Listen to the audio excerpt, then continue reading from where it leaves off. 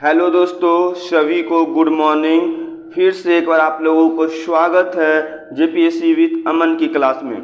यह class semester 4 वाले student के लिए हेल्पफुल रहेंगे जिनका पॉलिटिकल साइंस कोर पेपर 8 होगा। आई होप यह क्लास आप लोगों को बहुत अच्छा लगेगा। आज का इम्पोर्टेंट क्वेश्चन है साथियों कि सामूहिक सुरक्षा से आप क्या समझते हैं, इसकी सफलता की आवश्यक शर्तों को बताएं और संयुक्त राष्ट्र संघ के अंतर्गत इस प्रणाली का क्या करें, मूल्यांकन करें। तो इस टाइप का क्वेश्चन आता है तो सबसे पहले आप लोग क्या कीजिए, इंट्रोडक्शन देने का कोशिश कीजिए। चलिए इजी वे में किस तरह से इंट्रोडक्शन दिया जाता है, चलिए देखते हैं।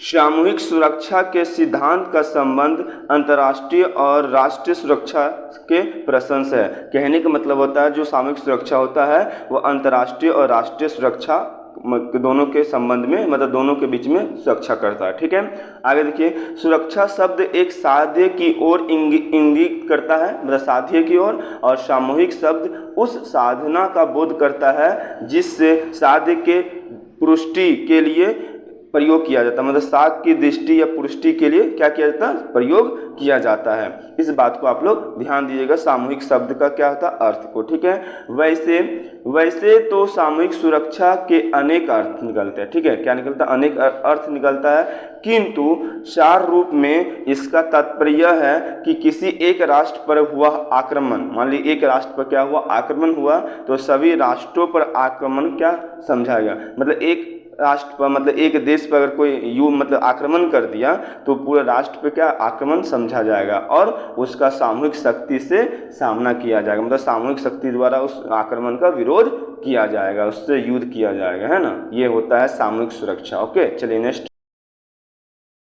इस प्रकार की व्यवस्था होने पर आक्रमण को रोका ही नहीं जाएगा बल्कि आक्रमण होने की संभावना ही उत्पन्न नहीं होगी। मान लीजिए एक देश पर आक्रमण होगा, सभी देश मिलकर आक्रमण करेंगे तो क्या आक्रमण हो सकता है, नहीं हो सकता। आक्रमण होने की संभावना क्या हो जाती है, समाप्त हो जाती है। और राष्ट्रों की सामूहिक शक्ति के भय से राष्ट्र आक्रमण का सहारा नहीं लेंगे, आक्रमण करने का सहारा नहीं लेता है, और राष्ट्रीय सुरक्षा के साथ साथ विश्व शांति भी बनी रहेगी। सामूहिक सुरक्षा से हम यही समझते हैं। कहने का मतलब होता है, सीधी सी एक बात है कि अगर आप एक राष्ट्र पर आक्रमण कीजिएगा तो सभी राष्ट्र पर आक्रमण माना जाएगा, और अगर उस आक्रमण का विरोध बोलिए, उसके प्रति आक्रमणकर्ता पे जो आक्रमण किया उसके लिए आक्रमण सबको मिल के करेगा, है ना। तो यही होता है सामूहिक सुरक्षा, जिससे क्या होता है कि जो आक्रमण करने वाला देश होता है वो कभी भी आक्रमण करना नहीं चाहेगा, डर से कि अगर यार हम कर दिए तो सभी को मिल के हमको क्या करेगा, आक्रमण करेगा, है ना।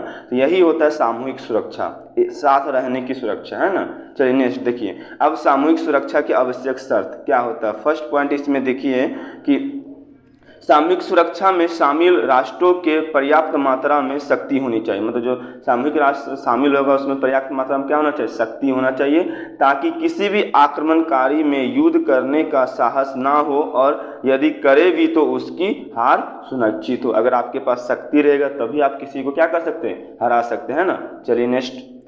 कि सभी राष्ट्रों की सुरक्षा संबंधी धारणाएं, नीतियां और मान्यताएं समान होनी चाहिए जिन्हों सामूहिक रूप से आक्रमण का मुकाबला करना होगा, मतलब सभी सुरक्षा संबंधी के धारणा जो होगा वो मान्यता समान होना चाहिए, एक जैसा होना चाहिए, ताकि सब पे आक्रमण का मुकाबला करना चाहिए, है ना, सबका मुकाबला एक जैसा होना चाहिए, है ना। आगे देखिए नेक्स्ट।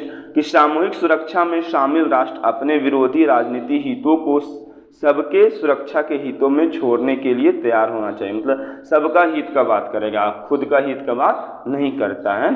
ठीक है, नेक्स्ट पॉइंट।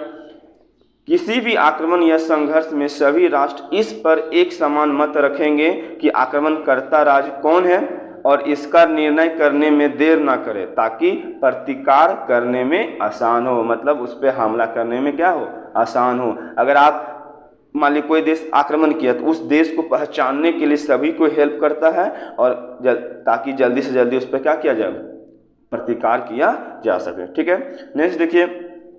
कि सभी राष्ट्र आक्रमण को रोकने में समान रूप से रुचि रखते हैं, ठीक है, और इसमें आपसी मित्रता दुश्मनी ना आरे पावे, मतलब कहने का मतलब जो भी मान लो कोई भी राष्ट्र आक्रमण किया, ठीक है, तो ये नहीं कि आपका वो मित्र राष्ट्र है तो आप उस पर आक्रमण नहीं करेंगे, नहीं, ऐसा नहीं है। कोई दोस्ती यारी नहीं, सब पे होगा वार, है ना, जो कर दिया बदमाशी, है ना। ये होता है सामूहिक सुरक्षा, है ना। देखिए नेक्स्ट पॉइंट कि आक्रमणकर्ता राष्ट्र को छोड़कर शेष राष्ट्रों की सामूहिक शक्ति आक्रमण राष्ट्र के शक्ति से बहुत अधिक होगी। जो आक्रमण करेगा उससे अधिक शक्ति इसमें होना चाहिए। ओके नेक्स्ट पॉइंट, आक्रमणकर्ता को यह आभास हो जाए कि उसके विरुद्ध प्रयुक्त होने वाली शक्ति उसकी शक्ति से कहीं अधिक है तो आक्रमण राष्ट्र या तो युद्ध का विचार त्याग देगा, मतलब युद्ध का विचार नहीं करेगा, और या ऐसा किया तो युद्ध में निश्चित रूप से उसकी क्या हो, हार हो। इतनी सारी कंडीशन होनी चाहिए आपको सामूहिक सुरक्षा के साथ रहने के लिए।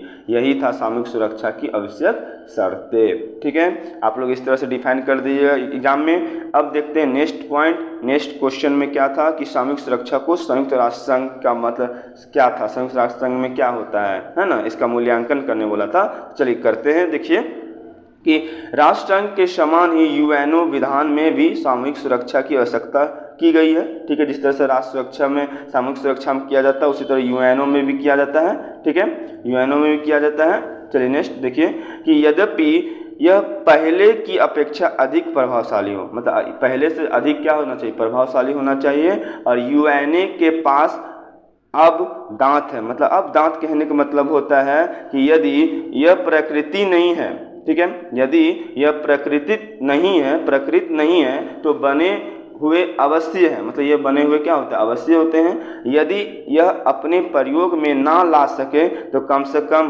काटने की तो शक्ति होनी चाहिए। मतलब उसको कहने का मतलब ये होता है कि अब यूएनए के पास दांत है। दांत कहने का मतलब होता है ये मतलब पॉइंट है, इसको अंडरलाइन कर लीजिए, अच्छा पॉइंट है। इसका कहने का मतलब होता है कि अगर आप उसको हरा नहीं सकते हैं, कम से कम उसको तो इतना डरा सकते हैं ना। दांत काटने का मतलब होता है उसको डरा तो सकते हैं सबको मिल के, है ना। तो ये होता है यूएनओ की शक्ति, है ना, एक साथ रहने की सामूहिक शक्ति भी, है ना। ओके नेक्स्ट, संयुक्त राष्ट्र संघ के चार्टर के अनुच्छेद 43 में यह व्यवस्था है कि शक्ति स्थापित करने के लिए अपनी सशस्त्र सेनाएं एवं सुविधा जिनमें अधिकार भी शामिल हो, क्या होना चाहिए, जिनमें अधिकार भी शामिल होना चाहिए। ठीक है, सभी चीज़ सुरक्षा परिषद को ही दी जाएगी, मतलब जितने भी चीज़ होगा सभी किसको दिया जाएगा, सुरक्षा परिषद को दिया जाएगा। और उसमें यह भी लिखा गया है कि सभी सदस्य राष्ट्र सामूहिक अंतर्राष्ट्रीय कार्यवाही के लिए अपनी अपनी राष्ट्र वायुसेना के दल जल्दी उपलब्ध कराएंगे। ठीक है, ताकि संयुक्त राष्ट्र संघ तुरंत कार्रवाई कर सके, मतलब तुरंत कार्रवाई कर देना है ना। यद्यपि शक्ति स्थापित करना सुरक्षा परिषद का प्रथम उत्तरदायित्व है तो अथवा शांति के लिए एकता के प्रस्ताव द्वारा यह व्यवस्था कर दी गई है कि यदि कभी भी शक्ति के लिए संकट पैदा हो, मतलब कभी भी शक्ति के लिए संकट पैदा हो जाए अथवा शक्ति भंग होने की नौबत आ जाए, तब सुरक्षा परिषद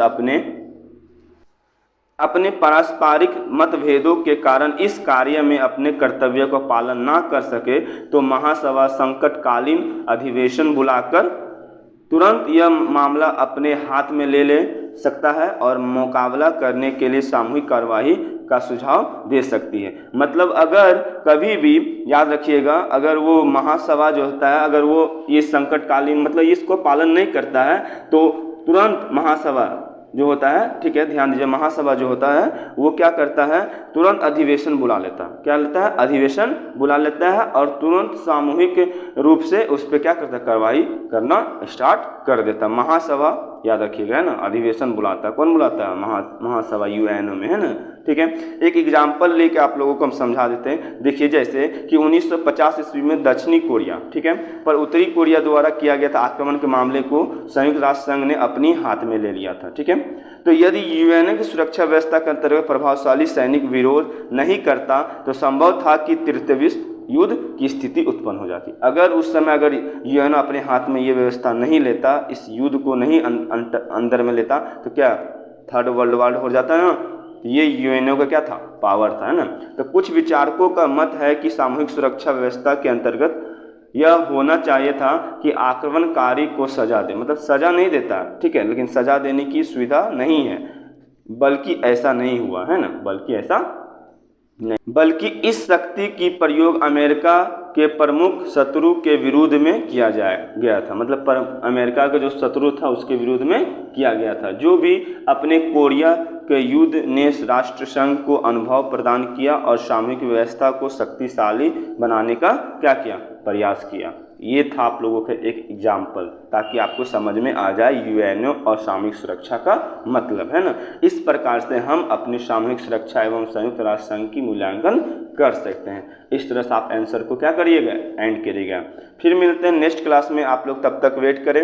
नेक्स्ट क्वेश्चन जल्द अगले नेक्स्ट दिन, हर एक दिन हम आप लोगों को बता दें, आप जो हम अपने खुद से चैलेंज लिए हैं कि जितना भी हम क्लास लेते हैं ऑफलाइन के साथ ऑनलाइन भी क्लास लेंगे, एक क्लास तो पर डे लेंगे ही। आप लोग तैयार रहिए पर डे क्लास के लिए, है ना। और आप लोग जितना से जितना हो सकता है इस चैनल को शेयर कीजिए, ताकि सभी स्टूडेंट के पास नॉलेज पहुंच सके, ताकि सभी स्टूडेंट बीए में हो सके, जेपीएससी में भी, है ना। अब अच्छा 10 क्लास में भी हम सभी क्लास लेना स्टार्ट कर देंगे, आप लोग अच्छा से तैयारी कर सकते हैं। फिर मिलते हैं नेक्स्ट क्लास में, तब तक के लिए बाय बाय।